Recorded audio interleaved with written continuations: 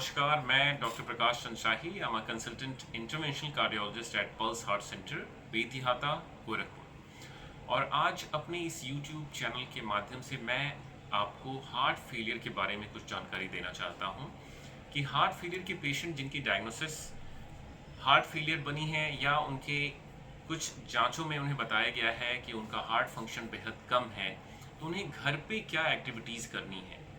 तो ऐसे में किसी को अगर हार्ट फेलियर की डायग्नोसिस बनी हुई है तो घर पे भी आपको कुछ मैनेजमेंट समझ लेना चाहिए, जिसमें सबसे पहली चीज़ जो मैं बताऊंगा कि वो है अपना डेली का वेट चार्टिंग करना।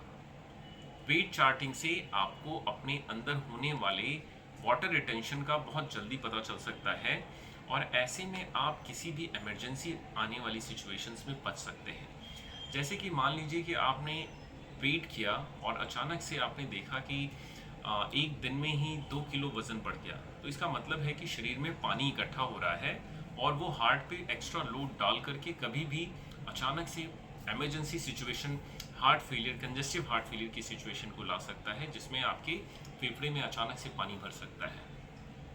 तो एक डिजिटल मशीन अपने पास रखें और रेगुलर मॉर्निंग में जब आप यूरिन वगैरह पास कर लेते हैं, आपने कुछ भी खाया पिया नहीं है, उस समय का एक ड्राई वेट लेने की आदत डाल लें। दूसरा मैनेजमेंट पॉइंट है जो सबसे इम्पॉर्टेंट, जो मुझे लगता है कि आप अपनी मेडिसिन्स को कुछ एसओएस बेसिस पे, जो ज़रूरत पड़ने पे खाने वाली कुछ मेडिसिन्स हैं, उसे समझना होगा। जैसे एक डायरोटिक नाम की दवाइयाँ होती हैं जो हम लोग टार्सेमाइड या लेसिक्स नाम से देते हैं, जिसमें अगर आपके वेट में कोई इंक्रीमेंट हो रहा है अचानक से, या आपके कुछ बैठे लेटे लेटे आपकी सांस में आपको कुछ दिक्कत लग रही है, या रात में अचानक से आपकी सांस फूल जा रही है, तो ये परेशानी इम्पेंडिंग एक्यूट हार्ट फेलियर की तरफ इंडिकेट करती है। ऐसे में आपको डायरोटिक जैसी दवाइयों को एसओएस बेसिस पे ले लेना चाहिए। कुछ लोग इसको नियमित रूप से, जिनका हार्ट फंक्शन बेहद कम होता है, उसको वो नियमित रूप से रेगुलर भी ले सकते हैं, बट इनका केवल सिम्टोमेटिक बेनिफिट है, इनका फ्यूचर में कोई मॉर्टेलिटी या मॉर्बिडिटी बेनिफिट नहीं देखा गया है।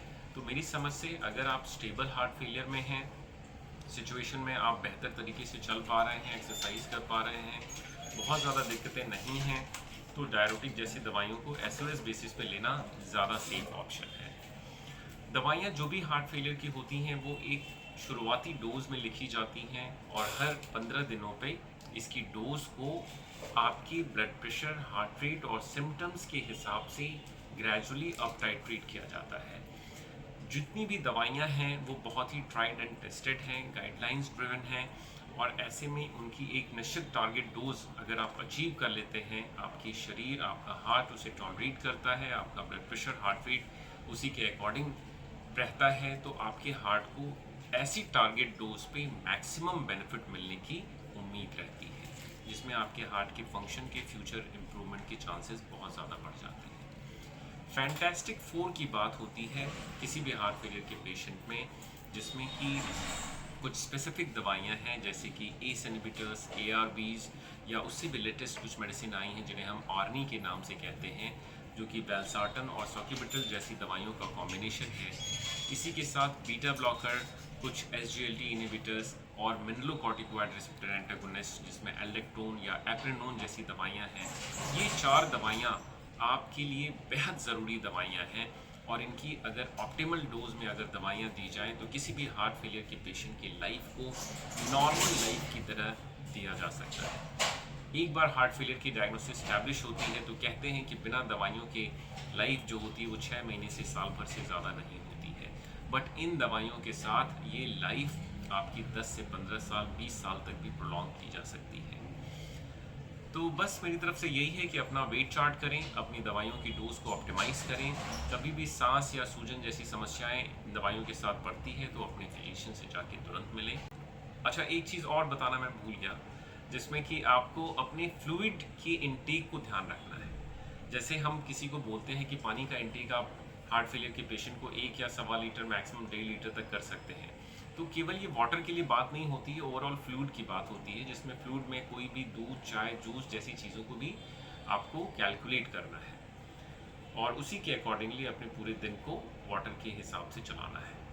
तो फ्लूइड इनटेक पे ध्यान दें, अपनी मेडिसिन की ऑप्टिमाइज डोज पे ध्यान दें, और अपनी वेट चार्ट करते हुए अगर रहते हैं तो आप हार्ट फेलियर की किसी भी अचानक होने वाली इमरजेंसी वाली सिचुएशन में ज़रूर से बच सकते हैं। सतर्क रहें, सावधान रहें, नॉलेज को शेयर करें।